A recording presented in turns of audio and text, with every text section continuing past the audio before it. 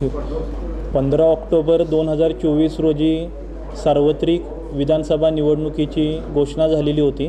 त्यानंतर कोल्हापूर जिल्ह्यातील 10 विधानसभा मतदारसंघामध्ये 20 नोव्हेंबर 2024 रोजी मतदान झालं। 23 नोव्हेंबर 2024 रोजी सर्वही 10 विधानसभा मतदारसंघातील वेगवेगळ्या ठिकाणी मतमोजणी झाली आणि ह्या मागच्या सव्वा महिन्याच्या कालावधीमध्ये निवडणुकीची सर्व प्रक्रिया आणि मतदानाची सर्व प्रक्रिया ही शांततेमध्ये पारदर्शक पद्धतीने आणि नियमानुसार पार पडलेली आहे। या सर्व प्रक्रियेमध्ये आमचे BLOपासून पोलीस कॉन्स्टेबलपासून ग्रामसेवक तलाठी त्यांच्यापासून निवडणूक निर्णय अधिकारी सहाय्यक निवडणूक निर्णय अधिकारी सर्व नोडल अधिकारी सर्वांनी या सर्व प्रोसेसमध्ये जवळपास 30,000 पेक्षा जास्त कर्मचारी अधिकाऱ्यांनी या सव्वा महिन्यामध्ये कष्ट घेतले। त्यामुळे अचूकरित्या आणि पारदर्शक पद्धतीने निवडणूक प्रक्रिया आपल्याला राबवता आली। त्याबद्दल या सर्व कर्मचाऱ्यांचं अधिकाऱ्यांचं मी अभिनंदन करतो, आभार व्यक्त करतो। आणि जिल्ह्यामध्ये 76.63% एवढं आपलं मतदान झालं। त्यामुळे मतदानाच्या टक्केवारीमध्ये आपण राज्यामध्ये पहिल्या क्रमांकावरती राहिलो। त्यामुळे जिल्ह्यातील सर्व मतदारांचं सुद्धा मी अभिनंदन करतो, आभार व्यक्त करतो की त्यांनी लोकशाही प्रक्रियेमध्ये सहभाग दर्शवून आपल्या जिल्ह्याचं नाव आहे ते काही उंचीवरती नेलं।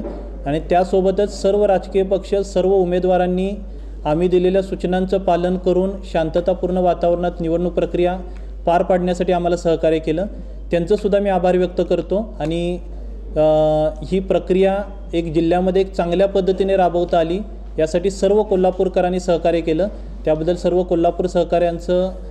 कोल्हापूरकरांचं आभार व्यक्त करतो। सर्व मतदानाची जी प्रक्रिया आहे EVM मशीनचं प्रिपरेशनपासून EVM मशीनचं ट्रान्सपोर्टेशन असेल, मतमोजणी असेल, प्रत्येक प्रक्रियेच्या दरम्यान सर्व उमेदवारांना उमेदवारांच्या प्रतिनिधींना सर्व माहिती आपण दिलेली होती।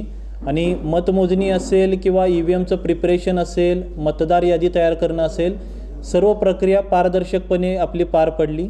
275 करवीरच्या अनुषंगाने सोशल मीडियामध्ये काही चुकीचे मेसेजेस फिरत होते, तर 275 करवीरच्या निवडणूक निर्णय अधिकाऱ्यांनी याबद्दल प्रेस नोटद्वारे एक्सप्लेनेशन दिलेलं आहे।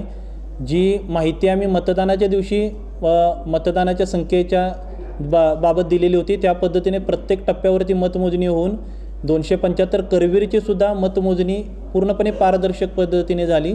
आणि याबाबत सर्व उमेदवारांना याबाबतची माहिती देण्यात आलेली होती। कोणत्याही उमेदवाराचा याबाबत मतमोजणीबाबत आक्षेप नव्हता, परंतु काल काही चुकीच्या माहितीवरती आणि चुकीची माहिती एका कागदावरती लिहून जी काही चुकीची माहिती स्प्रेड करण्यात आलेली होती त्याचा खुलासा निवडणूक निर्णय अधिकाऱ्यांनी दिलेला आहे। आणि तो उमेदवारांनी सुद्धा त्या खुलासाबाबत पॉझिटिव्हली त्यांचा रिमार्क दिला। आणि EVMच्या बाबतीत किंवा कोणत्याही बाबतीत कोणत्याही प्रकारची तक्रार न येता आणि किरकोळ घटना सोडता कोणत्याही प्रकारचा शांततेला उपद्रव होईल अशी घटना न घडता ही आपली पूर्ण निवडणूक प्रक्रिया पार पडलेली आहे।